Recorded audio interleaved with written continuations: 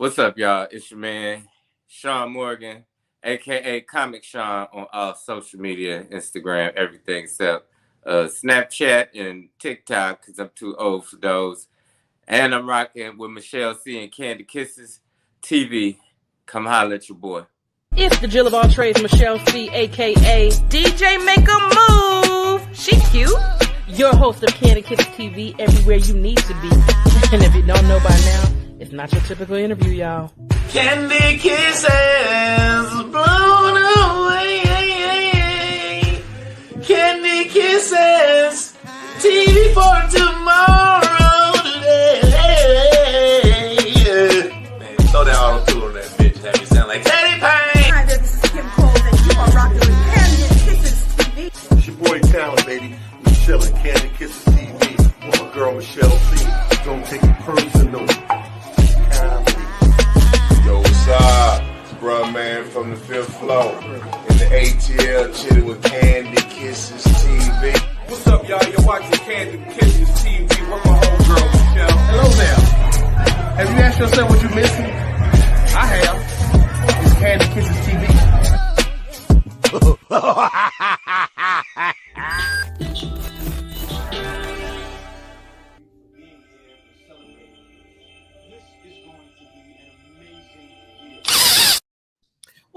What up, Kiss fam? It is your girl, Michelle C, aka DJ Make a Move, the Jill of all trades. And I'm back with another one. Now listen, just the same time, each and every time, you know what I got to do when I come on live with y'all? I got to threaten you. Subscribe now.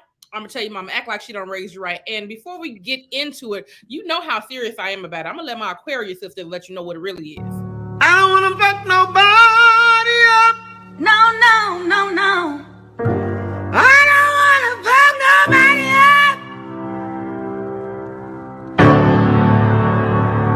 I don't want to fuck nobody up. But I will. If I have to.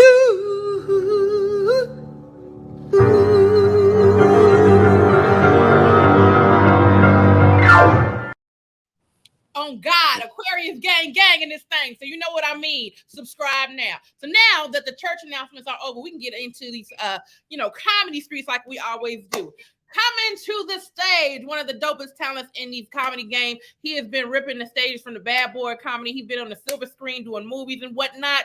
Give it up for your man, ShawnMorgan. Pew, pew, pew, pew. What's going on? Hey, how you? Good. So you know I'm finna get in your business a little bit, right? That's fine. Why you look scared? I ain't scared. Yeah, what business? I don't have no business. Okay, well, I'm going to ask a little razzle-dazzle. So, I always ask comedians, what gave you that entertainment bug? When did you know that you wanted to be a comedian and wanted to get on that stage? Well, I grew up with went to high school with Bernie's daughter. So, as a kid, I always wanted to be an entertainer. So, running into her and running into him at that point in his career is what kind of swung it to comedy. You know what I mean? I feel like God sets these templates and it's up to you to follow it or not, Yeah. Now, I know, like, as a comedian, you have to be a writer as well. So did you, like, have writing skills in other areas other than jokes, like maybe poetry, rap, or something like that? Every comedian feel like they could rap.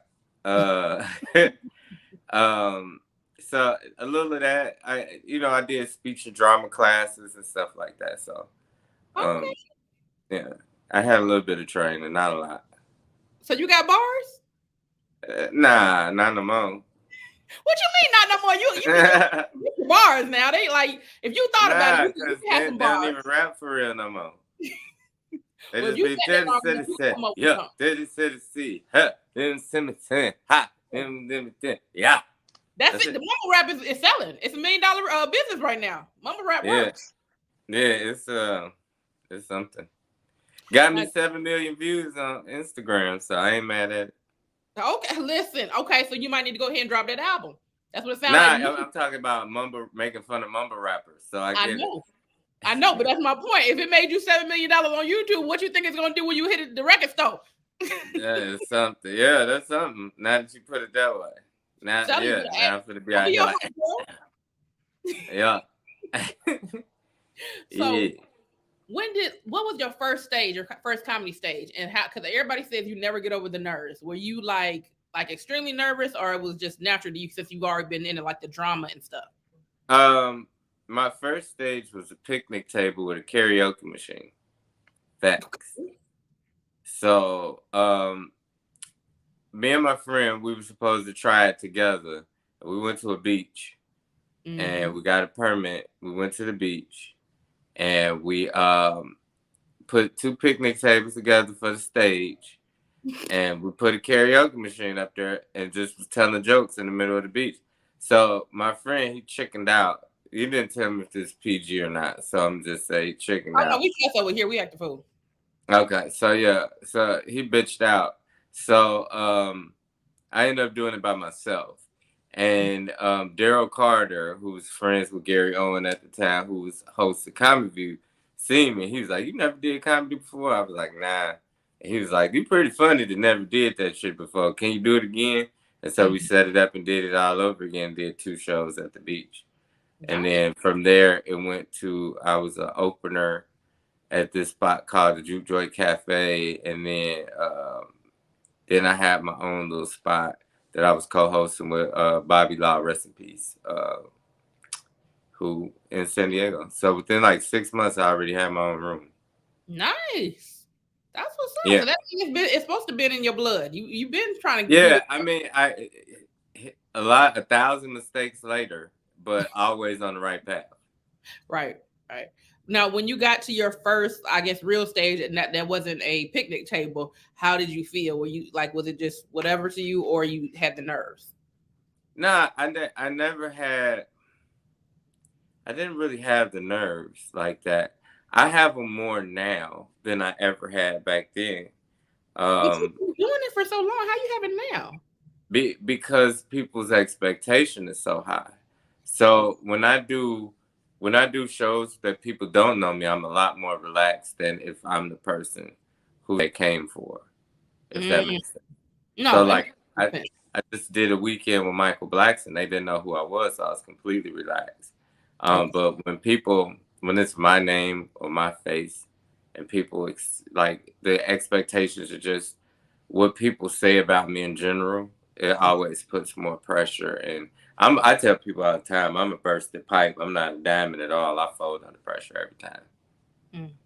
So then I need to teach you my slogan is FTP. Fuck them people.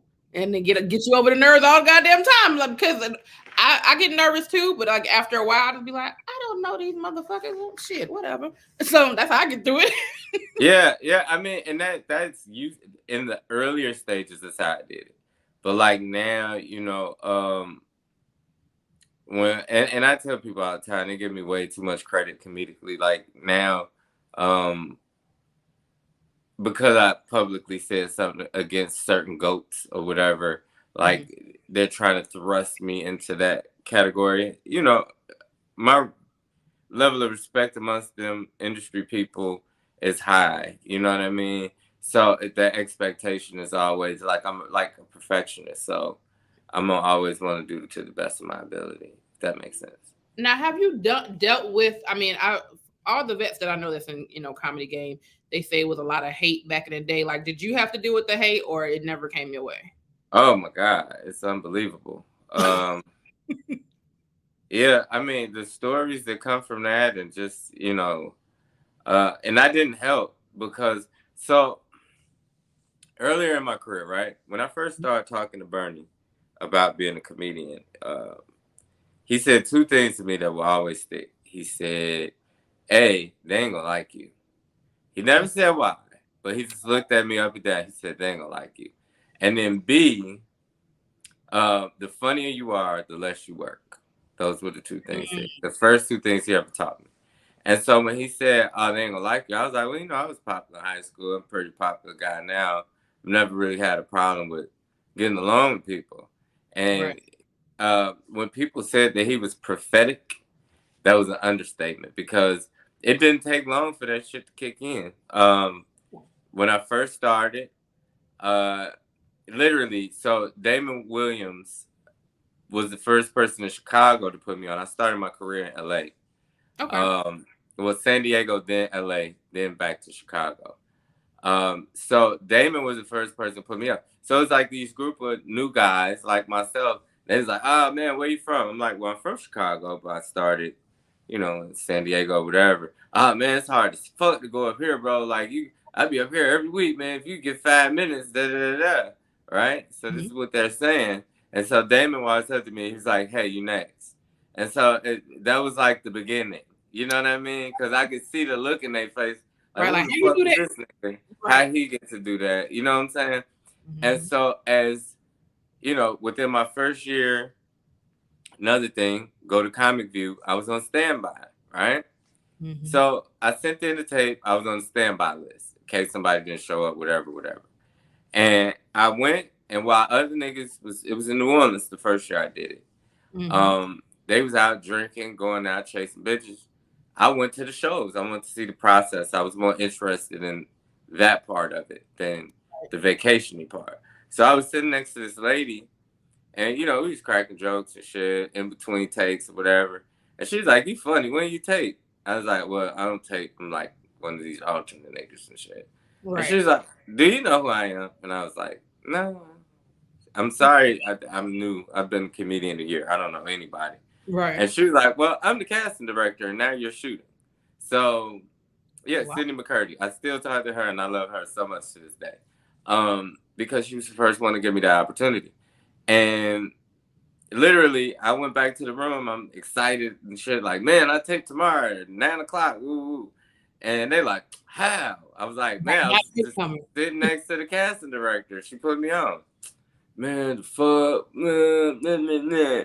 And Mhm. so it started like that. So Yeah. once I was so used to being attacked, it made me defensive and arrogant. Do that make sense? Like if Yeah. you ain't gonna like me Yeah. anyway, why make myself likable? Yeah. It makes you put your guard up because it's like I ain't did nothing to you, but if you gonna come at me like that, I got something for you. Yeah. So I became a dick because it didn't matter Mhm. how nice I was still gonna be labeled as a dick. So I Yeah. might as well be what they are. You know what I'm saying? It's just like if you keep saying that a nigga cheating, eventually he gonna be like, "Fuck it, let me go out here and get some bitches." I'm telling you, it's funny you say that. A friend of mine, he had a similar story where he was on standby, Comic View, chilling, and I don't know if it was the same woman that put him on, but literally same thing you did, was chilling, cracking jokes, whatever, just like, you want to go up? And he was like, well, I didn't know that I could go up. He was like, oh, she was like, you funny, you going up, and he got filmed just by chilling, being himself. So yeah, Yeah, you never know when your blessing gonna come, and when your blessing comes, just understand people looking at your blessing because they want right. it. Yeah, and see that's the one thing that I hate about being a black comedian. Yeah. Um, is that very very thing that you just said. Like they don't understand it. It's a smorgasbord. It's a buffet. It, but niggas look at it like you eating is me not eating. Right. And that's the big problem. You know what I mean? Because Mm-hmm. it's enough food for everybody. If you already got your fan base, they're not going anywhere. No matter who else is funny, no matter what. Motherfucker don't just buy one album. You know what I mean? Exactly. So, Right. but that's how they do it. Like, oh, if you hear my album and you hear his album, you ain't gonna buy my album. No, I have a CD collection, nigga. I can like more than one person. But niggas don't understand that ideology. They feel like if they not the nigga, then it's no nigga, and Yeah. it's horrible that we like that. And so you have these gatekeepers, and people get mad at me because I speak out on all this shit because I know I'm at a point in life where I don't care. Yeah. It's that's why Eddie Murphy, in my opinion, is the greatest comedian of all time because he was never threatened by other people's greatness. Mm-hmm. No Eddie Murphy, he put on the Chris Rocks, he put on Dave Chappelle, he put on Martin, he put on the Keenan Ivory Wayans directed Raw. Like he was a big chunk of a lot of niggas that we love, and Mm-hmm. their legacy is nothing outside of themselves. Not Right. one of them. You know what I mean? So, um, you got. I'll give Chappelle credit now, because he got Marshall Brandon touring with him. Yeah, But that's coming. outside of that, none of them really had no real comedians even opening. I mean, not being disrespectful, but like I know a lot of people who open and they don't want to come to terms with what that actually means. You know, as a comedian, what that means for them. If you touring with 7 different comedians, that means 7 different people comfortable following you. Yeah. Do that make sense? Yeah. So That's like yeah, so I know a lot of arrogant niggas that open for people, and it's like, I mean, that's cute, bro. But it's niggas out here that don't get them same phone calls and not eating the same way because like motherfuckers don't want to go up after us. You know what I mean? Yeah, and I mean the only thing I'm noticing because Steve Brown is one of my good friends as well, and he was telling me when I got in the comedy game, he was like, it's gonna be a lot of hate. He was like, but then it was so funny because when he described the type of hate that you could get in the comedy game, I'm my main 9 to 5. I'm a makeup artist. And when he started describing the comedy game, and I was like, that sounds like the makeup game. Okay, so the only difference is, they fighting over jokes and we fighting over who got the best product. Okay, same shit, different thing. Nah, but you missing the main part of that's disturbing. Yeah. In makeup, you're dealing with women and emotional people. Right. Nothing that's a feminine dominated thing should equate to a male dominated thing. Well, and the fact that it's comparable, the fact that it's comparable says a lot. Yeah, you know what I mean? A lot of bitch made niggas. So I mean, like I tell people all the time, like when people talk about how well now people fuck with me because like I don't drink and I'm a lot more. I'm older and a lot more settled than how I am. So a lot of more people fuck with me more than they have, but at the end of the day, like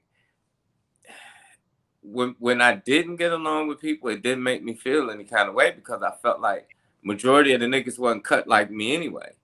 So if I'm in the industry with people who I feel like not cut like me and they don't get along with me and I'm not fond of them, it don't bother you so much. You know what I mean? Yeah. I mean, because the shit that comedians fall out over or get into it over, it's always corny as fuck to me.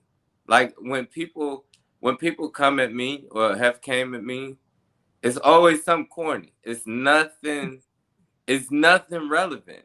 But then the shit that they do to me be relevant as fuck. But because it's me, they get away with it. Right. Does that make sense? No, listen, I'm a new comedian, but I've been in the industry behind the scenes long enough to see and experience everything that you're talking about. Candid Kisses TV is brought to you by Kissable Lips Cosmetics. You can be kissed without kissable lips. Shop KissableLipsCosmetics.com today for all your beauty needs.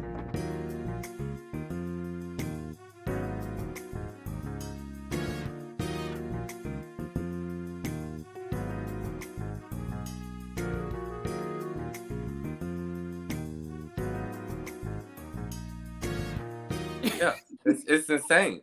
Like, it's insane. Like, the shit that people get away with.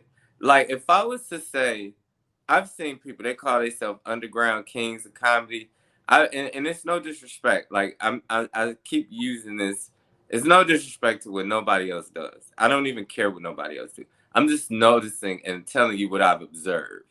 I've observed people wear championship belts. I've observed people make T-shirts, all claiming to be underground greats, kings, legends, whatever. Right. And no one bats an eye to the shit. But the moment I say anything about me being anything, like this nigga got a whole belt, nigga. Right.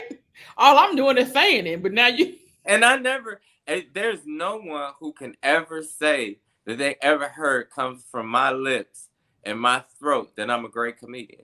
There's no one that can ever say they heard that because I've never said it.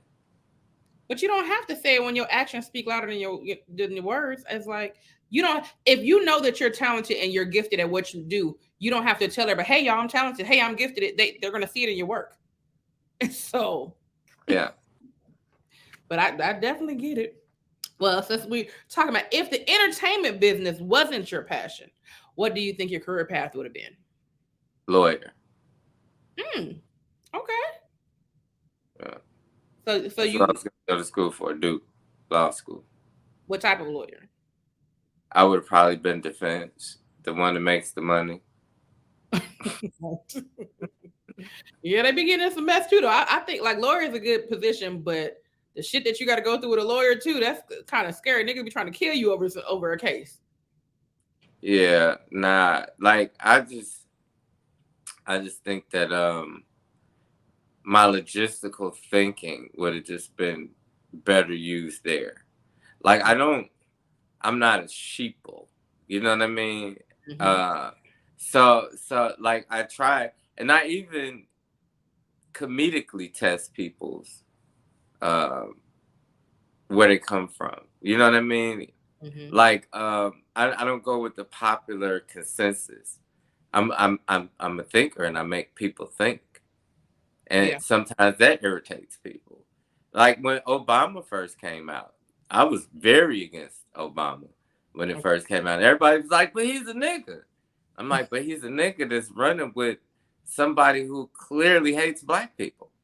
Like, there's no secret. If all you had to do was research him, everything he did was to destroy black communities in his earlier days, especially. So why would the first black person run with a nigga that was giving hard white longer time than soft white? Like he invented that whole shit. I didn't even understand it from that basis. So when people like, but he's a nigga, and it's like, yeah, but he's running with niggas is why you'll never see your uncle or why you'll never see your brother again. Like this is who he running with. But you do And realize Bill we're in a Clinton, world of simple people, simple-minded people. So they're yeah, not going to do the research. and they love Obama. You know what I'm saying? And they say shit to defend him that is not real. Like you'll hear people say, well, he tried to do stuff for black people, but they kept blocking it. Run that shit on somebody who didn't watch and pay attention. Yeah, the second term they blocked everything because the House was split at that point. But the first 4 years he had absolute power. He had absolute power. It was more Democrats in seats than Republicans his first 4 years. So he could have passed anything he wanted to. He did everything for the gay community. He did. He lifted "Don't Ask, Don't Tell." He started the frisking random black people shit back up. So, but black people love him, and they love Clinton. And Clinton was the nigga that literally because he got his dick sucked and played the saxophone, we forgot he started 3 strikes. Which if you stole an iPod, which is worth $1,000, which is technically a felony, and that was your third one, you going to jail for fucking life over an iPod. Those laws weren't aimed at white people.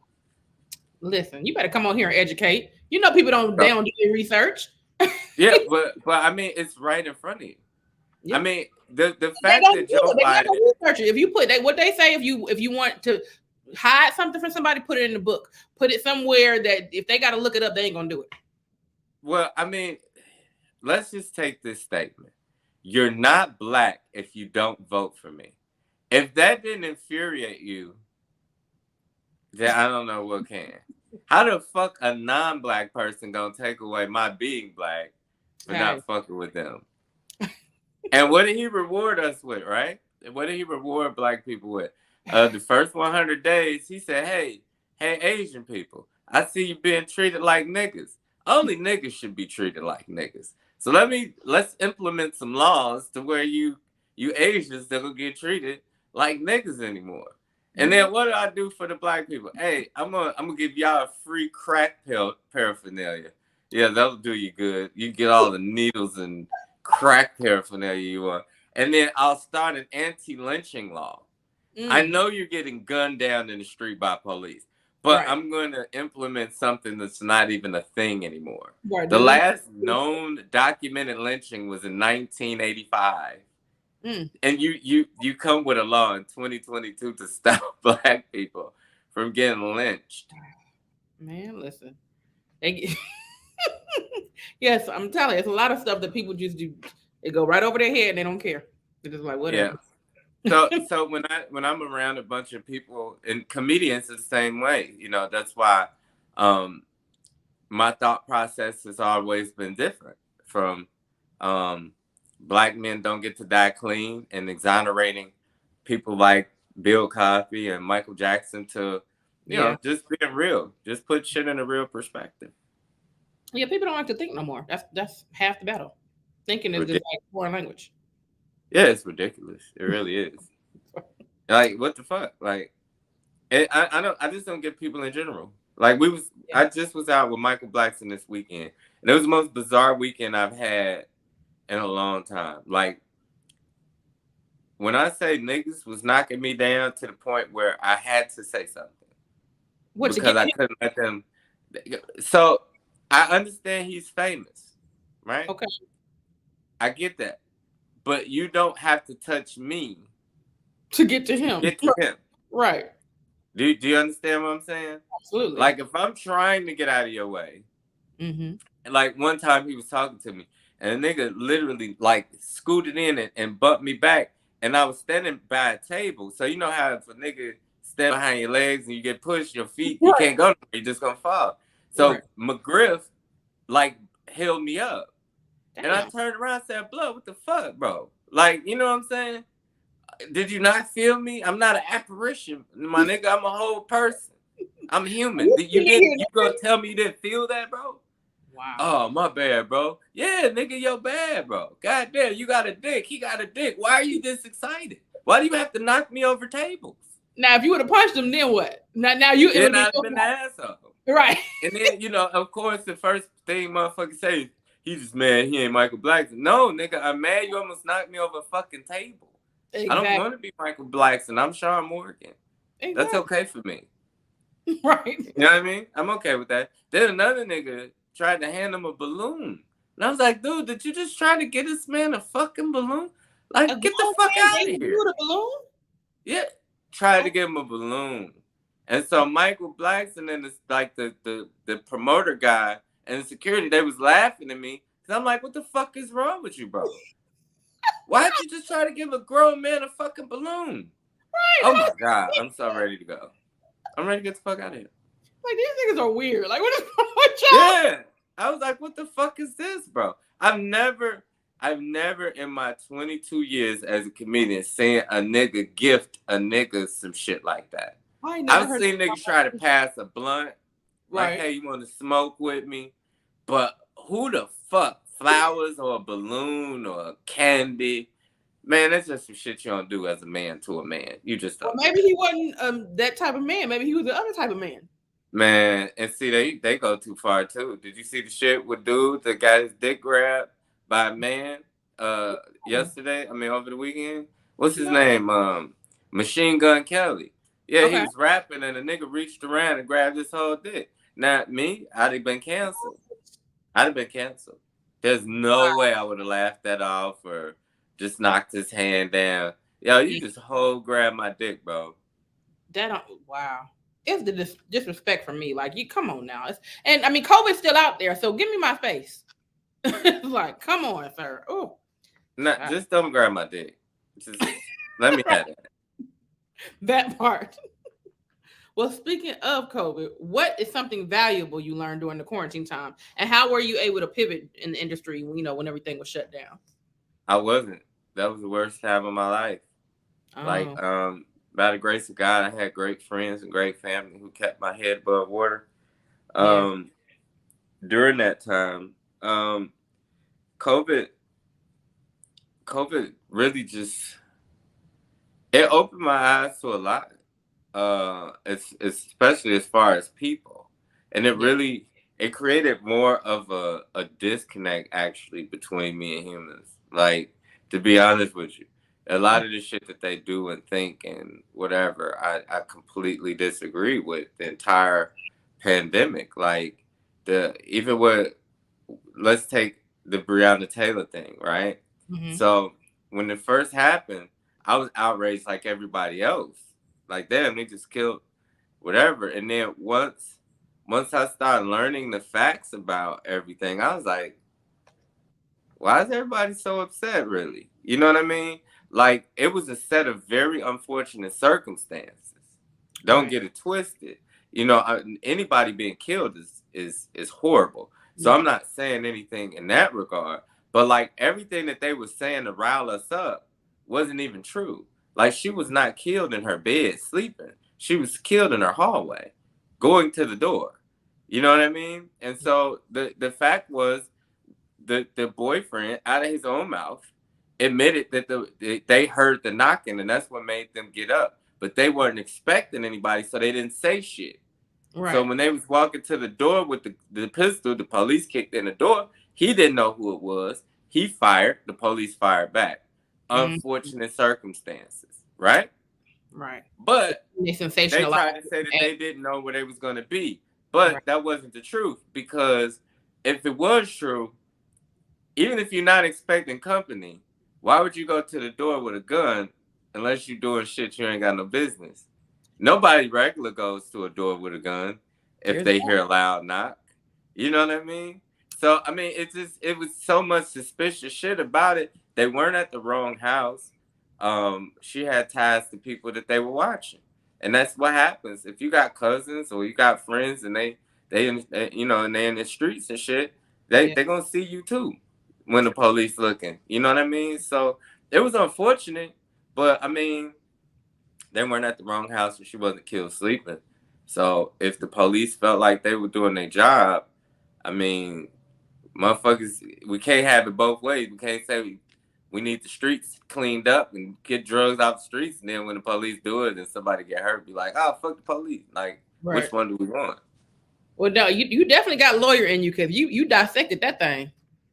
Yeah, I mean, it's not dissected. It's a fact. Like, nobody, you know what made me mad about that? You broke it down to the point that even if you didn't know the whole story, all you knew was what the media fed you.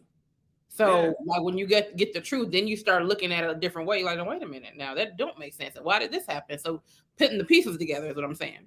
Listen, the fact, I'm gonna tell you what the biggest question I had was, and nobody paid attention to it, and that was how she was hit so many times that he wasn't if he was in the front.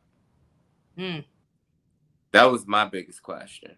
Yeah. You know what I mean? Like, was you really the bitch nigga and she had the gun in the front? Or did you use her to shield you? How did you get hit? None, not a graze, and she was hit enough to be murdered? That don't even make sense, bro. That was the shit that I was like, fuck everything else. How did that happen? That's true. How would a man let his woman get gunned down? Yeah, they don't make men the same these days, but I feel you. I definitely. I mean, something about that whole shit stink to me. You know what I mean? Again, her being killed was unfortunate, but they supposedly had ties to her and some street people, and that's why they was hitting her house, because they didn't know if it was something in there or not.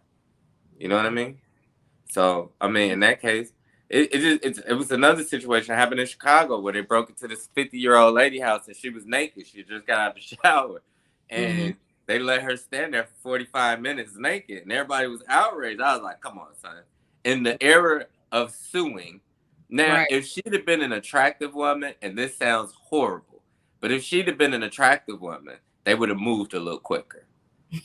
But she was not. So no one was in a rush to help her, because this is a suing thing. So what dude you know bust into the wrong house and would try to cover up a woman that's not attractive? Because now if you say that I touched titty wrong or whatever, now it's even doubly worse, because it's like, come on, man, nobody wants your titty. Like, you know what I mean? So you now you don't want to touch her, because you're like, man, I ain't finna lose my job over this funny looking motherfucker. Like, let's be 100. Yeah. If she was any prettier, they would have reacted faster. And I know that's terrible, but that's the world we live in. Nobody wanted to be the nigga to touch her first. I wouldn't. I'm being honest. I come there and there's some 320-pound naked lady.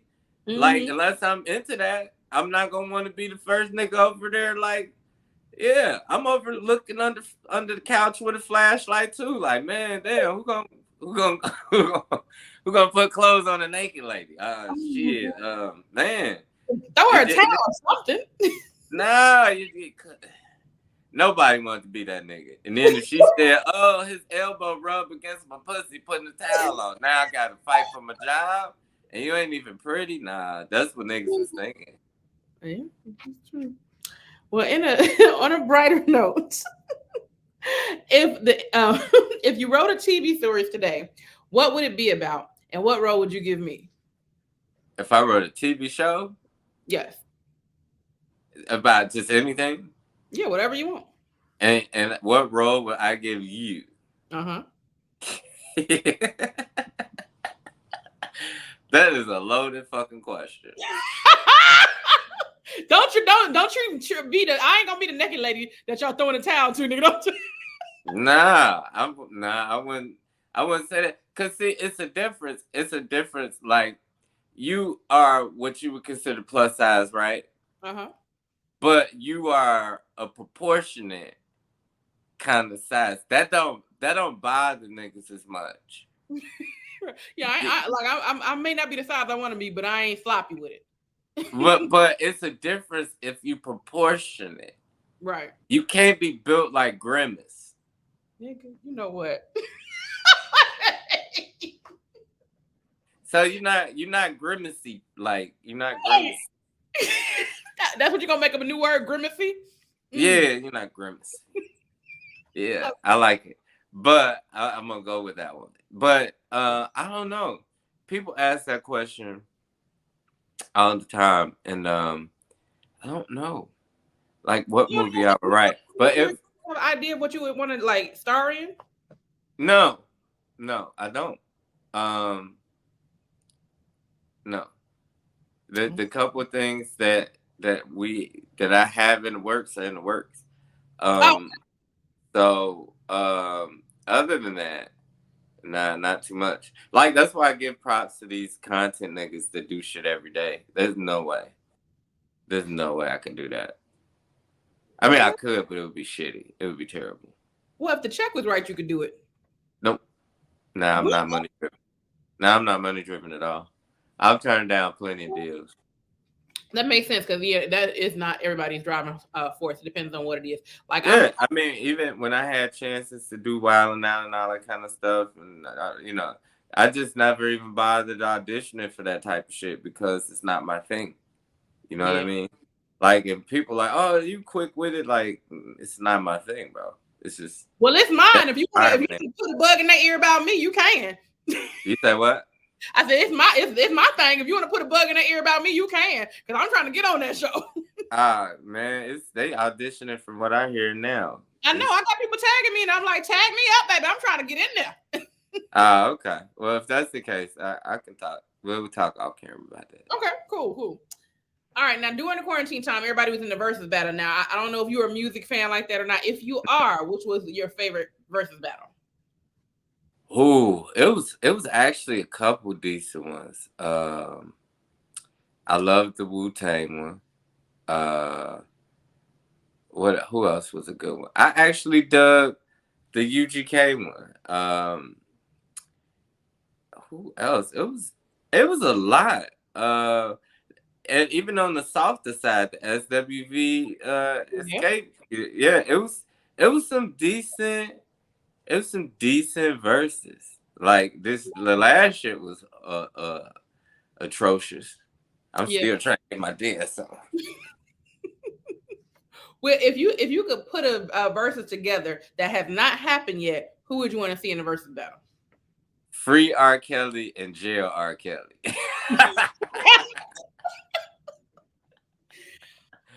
The two struggles. You got it. No. Nah. Like, it was the great debate of who could fuck with R. Kelly in the verses, and I honestly think it's a person that could. It's just they didn't have all their own songs. Okay, so who do you think could fuck with R. Kelly if they had their own song? Babyface. Babyface body of work is amazing. Babyface had more hits than I even realized. I didn't know he wrote all them songs. Yes. If you go into the songs he's a part of, and wrote, Mm-hmm. He the only nigga that can get him some gold. He just didn't sing all the shit that he wrote. But True. yeah, he was a monster too though on the songwriting. When they did the Keith Sweat and Bobby Brown, Keith didn't sing all the songs that he wrote. He had put them up there because I was like, Yeah. oh, I know he wrote that. So I mean, they could have still battled it even if you didn't sing it. If you wrote it, same thing. Yeah. Keith Sweat, that was another funny one. Mm-hmm. When he hit that note with the samurai. Nah. He was so gone. I was like, he told up drunk, ain't he? Man, yeah, but ain't shit fucking with that. To my baby's bone. They ain't gonna never let Ray J let it down. I'm like, come on. Oh my Hey, God. no one has got more chances to not be corny and fuck it up than Ray J. Nobody. There's not one person that I could think of who have more chances to not be corny and fuck it up than Ray J. You got that. You got the nigga playing the piano with the Floyd Mayweather shit. And that shit, the shit that Fabulous was... Fabulous was fucking hilarious throughout that entire process. Oh, they was killing his ass. They was on his ass. Man, the one thing that I'll give Ray J is he's a good businessman. But he be doing some wild stuff. Guess what? Kandid Kisses TV has merch. That's right. You can find it at artistperiod.com. We have everything you need. We have hoodies. We have coffee mugs. We even have throw pillows and beach towels for the summer. Get it right. Keep it tight. Listen, everything you need to get your drip right, artistperiod.com has it for you. That's artistperiod.com. Get your drip right with artistperiod.com and Kandid Kisses TV. Make sure you get it today.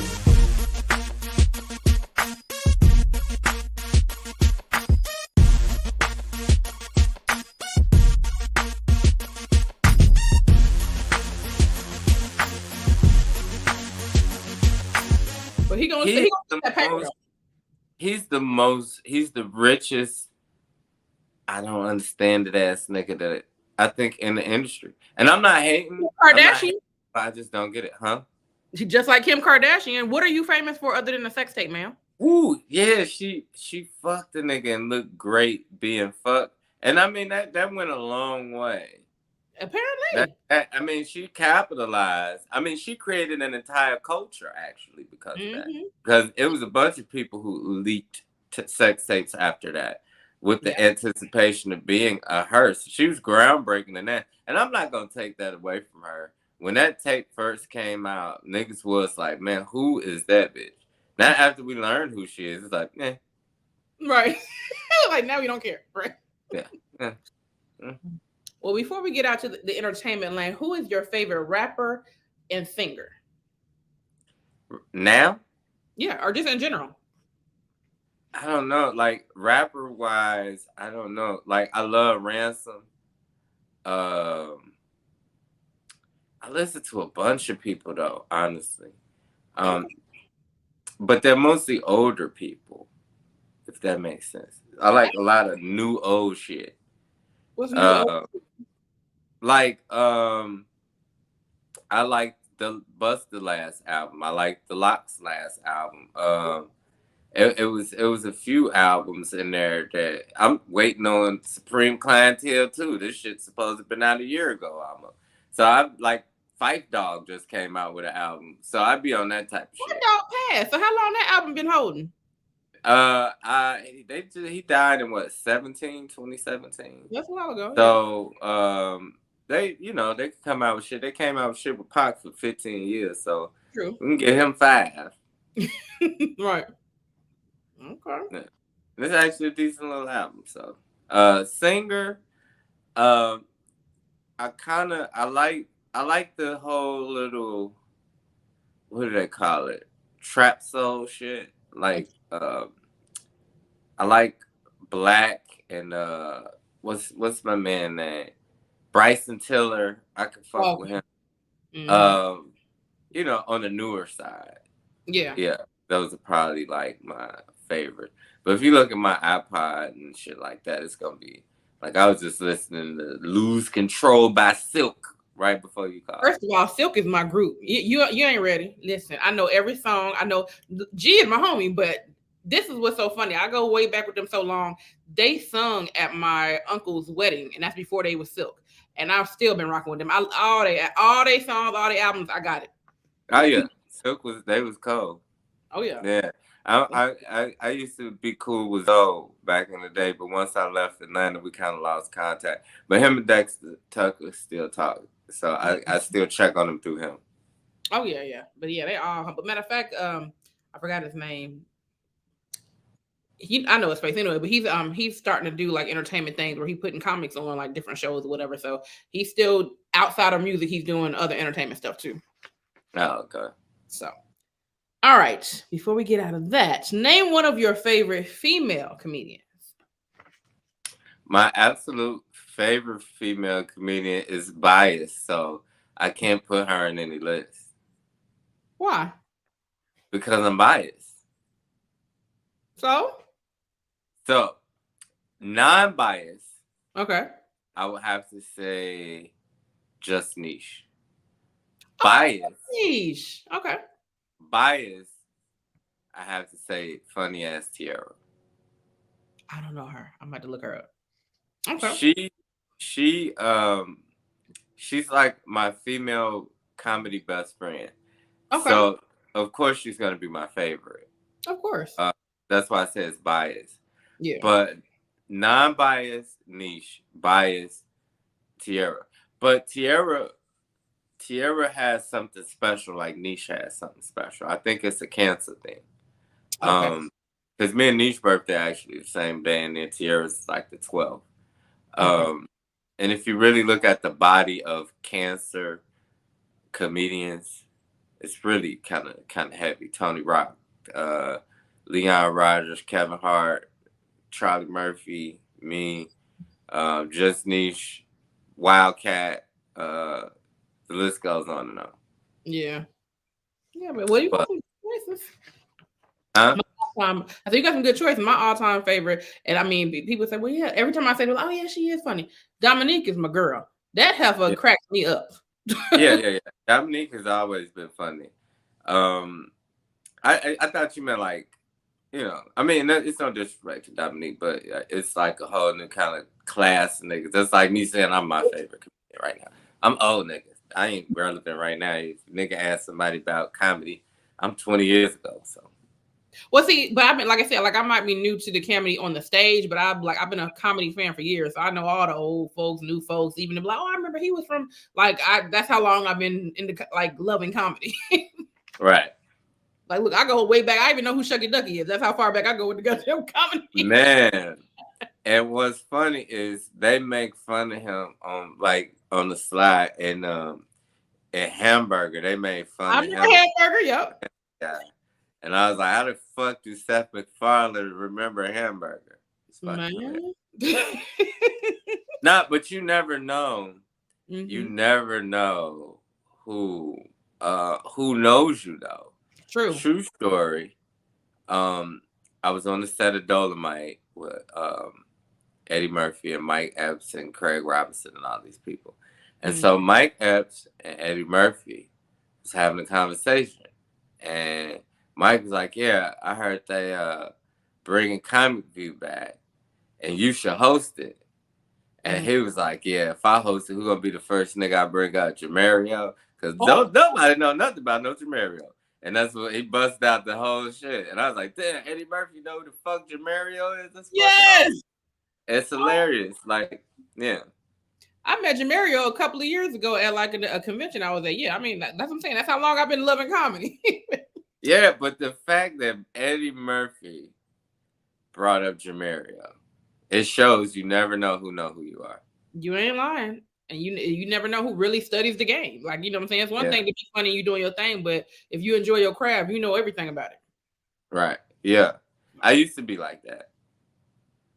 Now you just and I stopped studying once I got deeper into it because I didn't want the influence. I got you. Yeah. Makes sense. All right. Name one entrepreneur you admire and why. Hmm. That's a hard question too, because I'm a person who give props to everybody, so it's hard to kind of pick who. I mean, I would have to say I like what 50 Cent does. Okay. As far as from water to cinema, like he's covering uh, a multitude of bases that, like, rappers, they usually go liquor, shit that kids can't do, but he's water. Everybody can drink water. You True. know what I mean? So, and then even though I never watch his shows, the fact that he got like 5 shows running at one time is pretty awesome. Oh yeah. So he be trolling the fuck out of people while he doing it, which Yeah, makes it you even more awesome. Yeah, it that's makes it even more awesome. that's the one person you don't want no smoke with, because he ain't gonna let it rest. You can do a couple of jokes, but he gonna be on your ass for the rest of the year. Yeah, nah, he's fucking hilarious. 50 Cent is fucking hilarious. Oh yeah, I'm surprised he ain't tried a comedy field, because he is funny. So He'll probably do it in the future. I would say so. I can see that. Yeah, So because he's around enough. Like he hangs with comedians. So now that don't necessarily make you a good comedian, though, because I know some no, it people. don't make you a good comedian, but it makes you interested in the craft. True. Same as T.I. When T.I. came out, it was like, I mean, he did Grand Hustle Tuesdays that Lil Duval hosted for years. So of course it was just like, We were talking about him a minute like ago. it was like kissing women becoming a lesbian. It was right there if you ever wanted to do it. We were just talking about him on live a couple of minutes ago, because I was asking, because anytime you touch the mic, whether you're not going to be the funniest when you first touch the mic. As you keep growing and evolving, you get funnier. And I asked my homegirl, because he was at Cats last night. I was like, oh, how's the set coming? Is it getting better? She was just like, no comment. I said, you know what? Give him a chair. She was like, I mean, she said all he do is tell stories. He just ain't got no punch ups in him. And I was like, well, help him with the punch up. She's like, I don't need to help him if he got all these comedy greats around him. They need to help his ass. And I was like, well, hey. Well, I mean, it goes back to the whole crabs in the barrel. When I see him not do good, I reached out to his management people and was like, hey, if you need help, you ain't even got to pay me. I just don't want to see the nigga. He provided enough stages for me that I just don't want to see the nigga fail. You know what I mean? That's the thing. I feel like, because I mean, I have never seen all of his sets, but when I've seen some stuff, I'm like, I mean, it's funny. You know how you got to figure out, okay, if you add this and do that it'll be funnier. But I mean, he got some premises that are funny. It's just, it ain't flushed out. That's all. I mean, that's how I look at it. Right. Yeah, I mean, we'll see. Time will tell. Right. I mean, I don't think he's going to care either way, because he's going to get you the bag regardless, so it don't matter. Yeah, right. That part. Now, what are some words of wisdom you would give any upcoming entertainer entrepreneur? Just stick with it. It's going to be, everybody, my homeboy Wildcat said best, it's a marathon, not a race. Okay. So,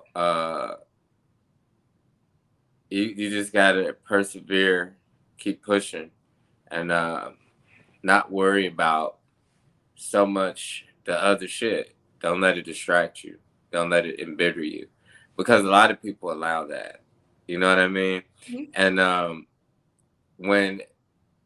when I felt that way is when I took a step back. I wasn't completely bitter, and I wasn't not happy with other people accomplishments. But what my problem honestly was with God, because I'm like, okay, how is it that I'm doing the same shit as everybody else, and everybody's fucking passing me with minimal amounts of talent, and I'm supposed to be so abundantly talented. But as I got older, I started understanding that a lot of the shit I was being protected from. You know what I mean? And so yeah, in a crazy roundabout way, me having a proverbial fall off or whatever you want to call it was actually one of the biggest blessings because with some of the shit that some of these people have been approached with and what they've done to get to the places that they are, Right. my career would have been over. So Yeah, now I'm in a place where I can be like, eh. But back then I'd have been like, nah. Like if I got my dick grabbed, like dude, my career would be over today. Cause they've been out back and punk motherfuckers for grabbing my dick. Well, thank But God. I did that. No, and see that's why I hate cancel culture because it's the hypocrisy in it. You got people that are trying to cancel you with bodies in their basement. Facts. All the skeletons, but they want to talk about you. No, I mean like actual decomposing human bodies in their basement. Damn. Well, there's that too. Yeah. Motherfuckers be a whole rapist, serial rapist. Wow. And be trying to cancel somebody because nobody caught him yet. Facts. They always gonna distract you. Be like, no, look over there while I'm doing this. Mm-hmm. Yeah. The whole hypocrisy of cancel culture. It's like no one's perfect. And they cancel people for being angry in the moment. And I think that that's unfair because I think if in any case you are homophobic, racist, feminist, whatever angering you at that point is what you're going to key into. And I don't think that makes you a bad person. I just think it makes you an angry person.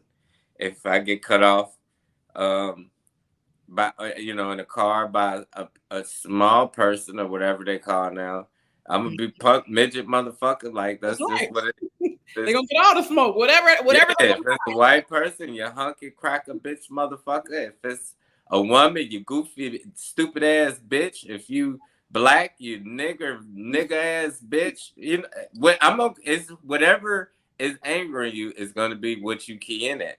That's right. That's anybody. You know what I'm saying? Like when they tried to cancel Mel Gibson, so the popular consensus of what the story that I understand is that his wife left him for a black guy. So when she was refusing to answer his calls, he left a voicemail saying he hoped she get raped by a pack of niggas. And that actually was fucking hilarious to me.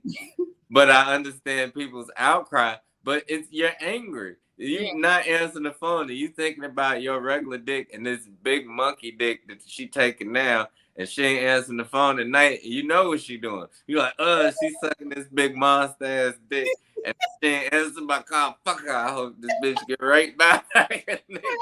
I can understand. Yeah, I can understand it. He was mad as hell. Like, I get it. Come on. They tried to do it with Liam Neeson. His friend was jumped randomly by some black people, and they went randomly and found black people to attack. And people was like, oh, this racist. Nah, he was really retaliating off of what had happened to them already. Like, quit canceling people for being human. Yeah, my friend get jumped by some white people. I might go beat up some unnecessary white people. Right, they ain't did shit to you, but you fit the yeah, right, and it ain't got nothing to do. I wasn't born racist. I'm not gonna throw a hood on and have meetings afterwards. I'm just gonna whoop somebody because I'm mad in a moment. Right, I know that's right. Well, we are moving on to our fun segments. Our first one is kiss or diss. This is celebrity crushes. You deciding who you kissing, who you dissing. First one, Halle Berry or Lisa Ray. Who you kissing, who you dissing. And so I have to do one and the other. One or the other. You got to kiss one, you got to diss one. Okay, so I'm going to kiss Lisa Ray, and I'm going to diss Halle Berry. Okay. Next one, Taraji P. Henson or Carrie Hilson. Who you kissing, who you dissing? I love Taraji, but I have to diss her, and I have to kiss the Carrie. Okay. Last one, Whoopi Goldberg or Tracy Chapman. Who you kissing, who you dissing? See, I don't like that. Because that's an insinuation of they're not attractive. A younger Whoopi Goldberg was not horribly horrific. It was the stigma of being a dark-skinned woman. But in my opinion, she was not a horrible-looking black woman. Now, Tracy Chapman is a horrible-looking black woman. So I would say kiss whooping. Okay. And then Tracy. All right. We are moving on to DAQ. They're just dumbass questions I want the answers to. What is the worst job you ever had? I've never worked. What? Yes. Wow. Never filled out a job application one day in my life. Well, look at God. Ain't no way in here. I always had to work. Okay. All right. Then. Yeah, people really do be in their feelings about that. Like, must be nice. Like, yeah, it has been, but it's not all peaches and cream. It's been a lot of tuna fish sandwiches in that motherfucker too. You know what I mean? It ain't like I did it with a silver spoon. It was a lot of ramens in there. You know what I mean? I feel you. All right. If you could slap anyone in your past that you know personally with no consequences, who would it be?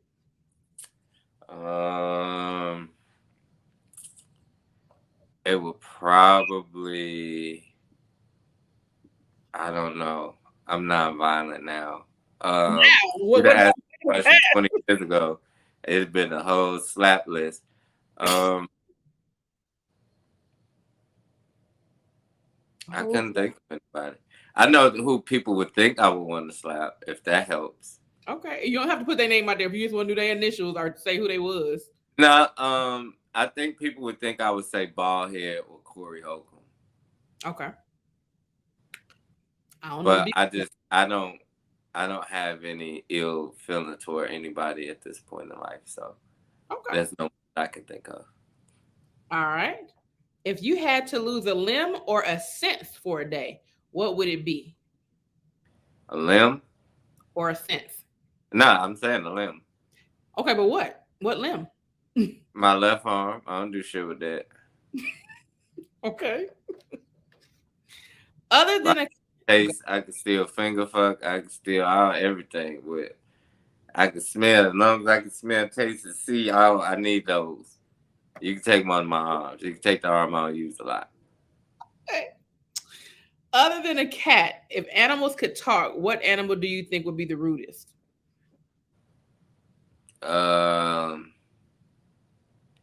I think that squirrels could be pretty rude. I think they would be rude. And I'm gonna tell you why, because I think they run because they be like, bye bitch nigga. That's how they got that kind of energy. Like, get the fuck on, bitch nigga. And they get on about their business. Pigeons are pretty disrespectful than seagulls. Okay.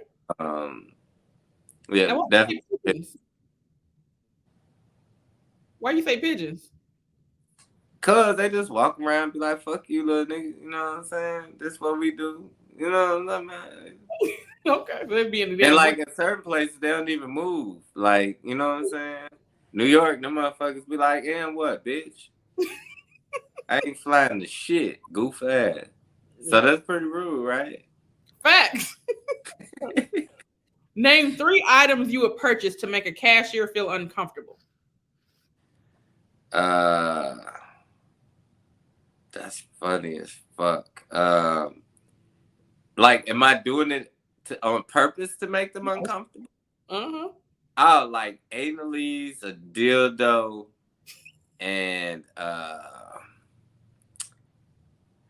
anal grease, a dildo, and a condom. Lord have mercy. Nigga, like, looks like it's gonna be a fun night, huh? With some Astroglide. They gotta have like a weird name like that, like Astroglide. Oh god. And I would do this. What's wrong with this nigga? Every item I sit down. Moving on to GMG. That stands for what grinds your gangster. Name one of your pet peeves. Oh, goddamn. That list goes on and on like goddamn Doublemint commercial. Oh, but my biggest pet peeve is arrogance. Okay. I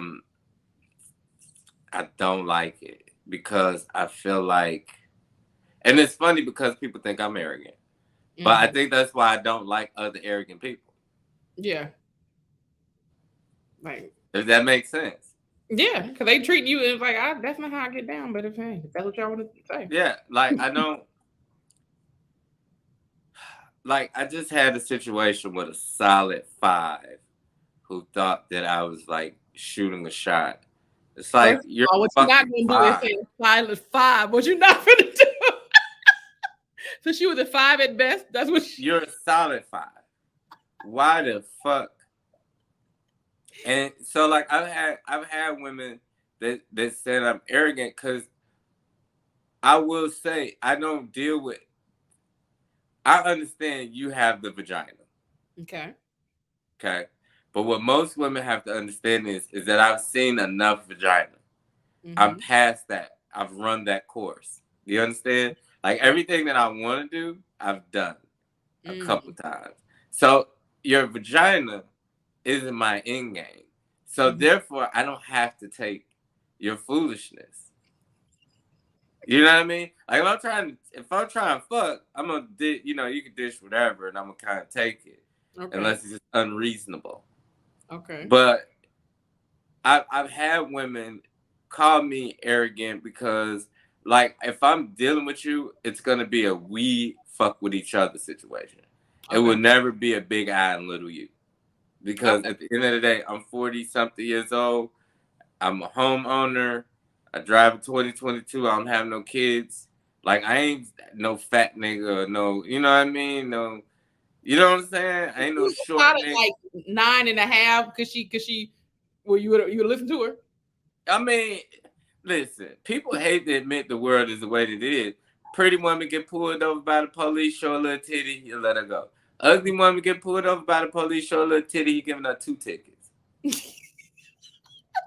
And she might get arrested. You know what? Yeah. Your license is suspended. All right, he irritated. Put that up. The fuck?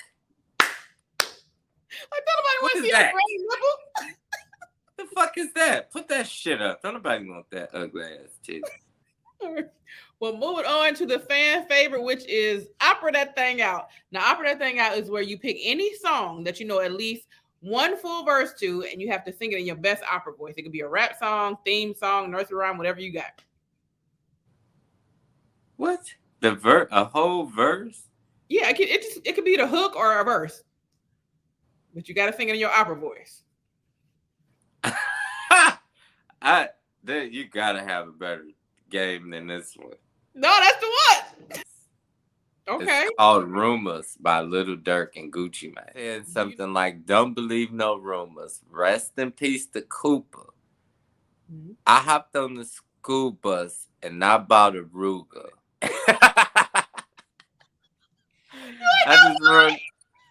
Moving on to the next singing game, Sing-a-Doo. Now, Sing-a-Doo is a family-friendly game all can play. It's a game me and my homeboy created over the quarantine. So what you're doing, you're singing the melody of the song. Yeah, of a quarantine. I was going to say the quarantine. What the fuck is that? The quarantine. I know, it sounded like you said quarantine at first. I was going to say, that's what you was doing? You was out here no. I didn't have no OnlyFans. No. You was out here fucking with orange flavored drinks. Quarantine. No, nothing of the kind. I was singing a do. That's what I was doing. So what it is, you are singing the melody of a song, but you can only use the word do. So we have different genres. We got hip hop, R&B, greatest hits, pop, Billboard hits, country rock, old school, and all that, right? So I'm going to sing a couple of the songs, and you're going to have to guess what I'm singing. But I can only use the word do. All right, you ready? Let's see. I'm gonna do hip hop. All right. Do do do do do do do do do do do do do do do. You better. Aisha. There we go.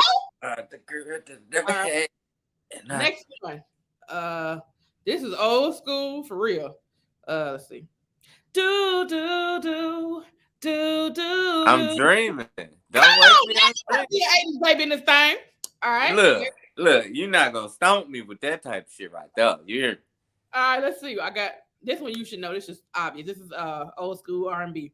Do do do do do do do do do do do do do do do. Come on. All right, I'll go to the hook. Do do do do. Do do do do do. You don't know this one? Oh, Oh my I god. feel Pretty embarrassed. Brown Eyes, Breaking My Heart.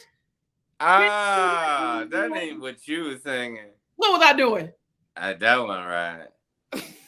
Cause they All right, hold it. It'd now been more like it's do your turn. Can do you do sing it? do do do do do do do do do That's what I do do go. I'm gonna hold up the card to the camera, and then you're gonna pick a song. And you do, and once you got it, let me know, and then I'll put it down. I'll try to guess. Uh-huh. All right, ready?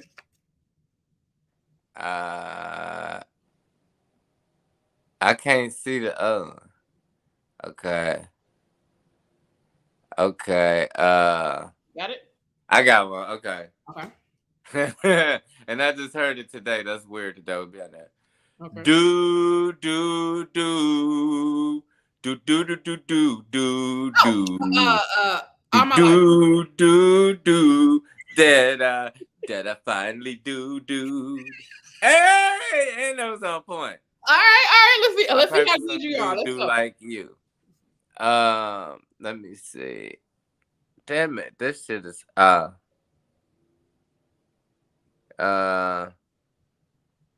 okay, we're gonna go with this one. Okay. Well, it's my brain that's picking these songs because it's hilarious when you figure it out. Do do do do do do do do do do do do do do do do do do do.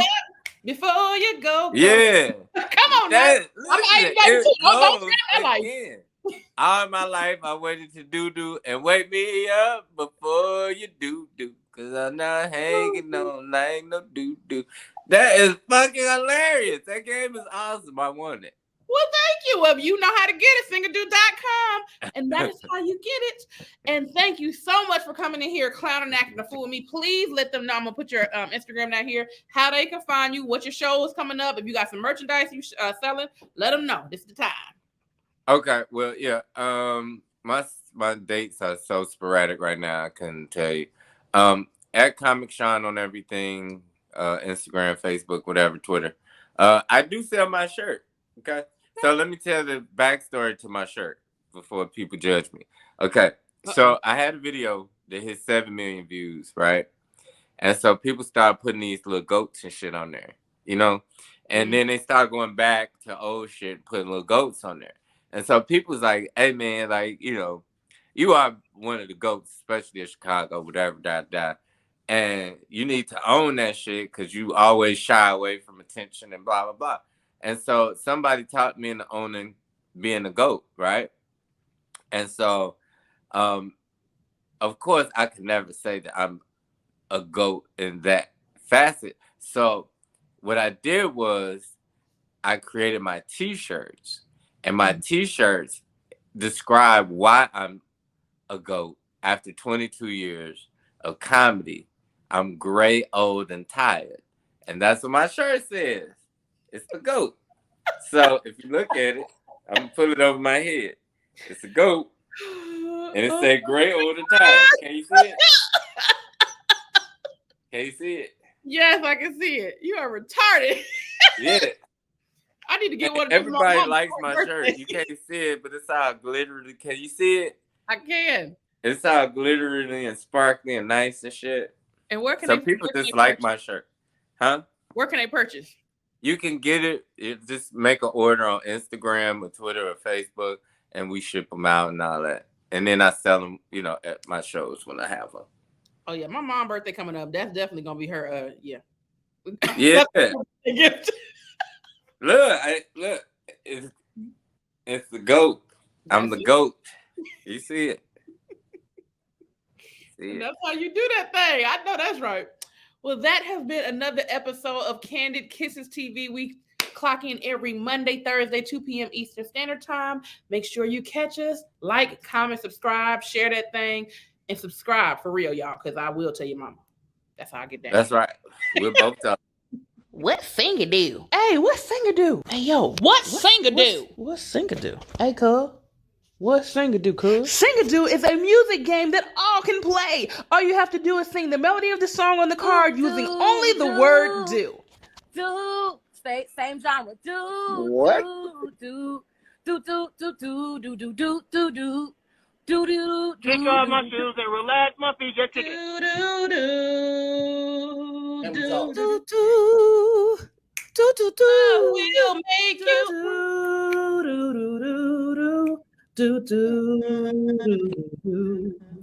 You got your family and they need you there. But I try to resist being last on your list.